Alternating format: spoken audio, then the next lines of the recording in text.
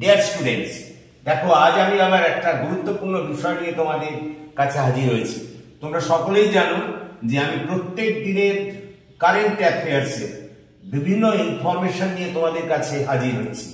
আজকেও আমি 5ই জানুয়ারি 2024 সালের কারেন্ট অ্যাফেয়ার্সের কিছু গুরুত্বপূর্ণ সংবাদ বা খবর নিয়ে তোমাদের সামনে হাজির হয়েছে।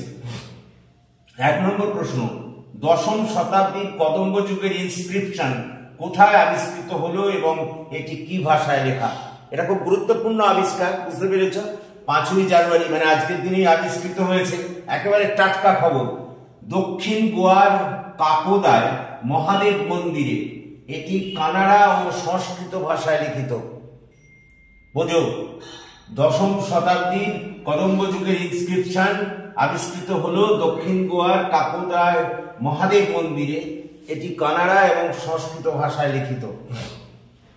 2 নম্বর প্রশ্ন, 2024 সালে order of the British empire পুরস্কার কে পেলেন?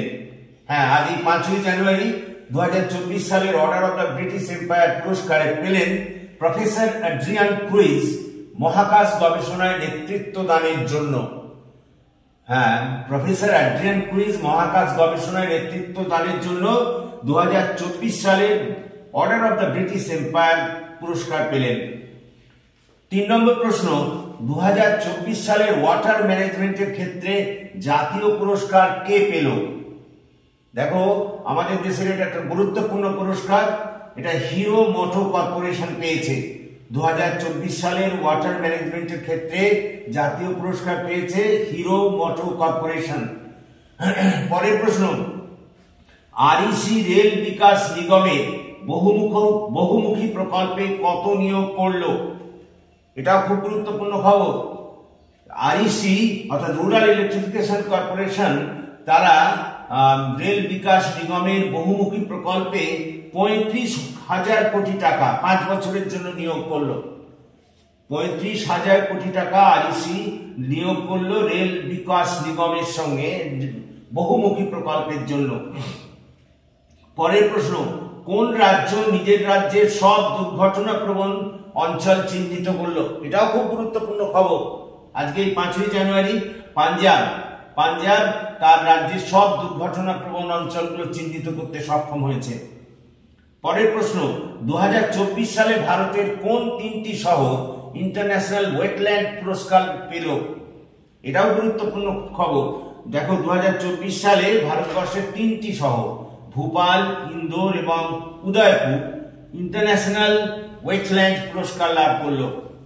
পরের প্রশ্ন, 2024 সালে প্লাস্টিক বর্জ্য পদার্থের রিসাইক্লিং এর আধুনিক যন্ত্রপাতি কে আবিষ্কার করলো? এটাও খুব গুরুত্বপূর্ণ খবর। প্লাস্টিকের বর্জ্য পদার্থের রিসাইক্লিং করার জন্য আধুনিক যন্ত্রপাতি আবিষ্কার করেছে আইআইটি মুম্বাই। পরের প্রশ্ন, 2024 সালে vice chief of Indian navy পদে কে নিযুক্ত হলেন? দেখো, এটাও খুব গুরুত্বপূর্ণ প্রশ্ন। 2024 সালের এই 5ই জানুয়ারি ভাইস অ্যাডমিরাল দীনেশ কুমার ত্রিপাঠী এই পদে নিযুক্ত হলেন। তার মানে vice chief of Indian navy পদে নিযুক্ত হলেন দীনেশ কুমার ত্রিপাঠী। পরেরটা, গ্রিন কভার ইন্ডেক্স কে উন্নত করার জন্য NHAI কার সঙ্গে হাত মেলালো? উত্তর, ইসরোর NRSCর সঙ্গে। অর্থাৎ NHAI এরা গ্রিন কভার ইন্ডেক্স কে উন্নত করার জন্য ইসরোর সংস্থা NRSCর সঙ্গে হাত মিলিয়েছে। পরেরটা, গুরু উৎসব কোথায় চালু করা হলো এবং কেন?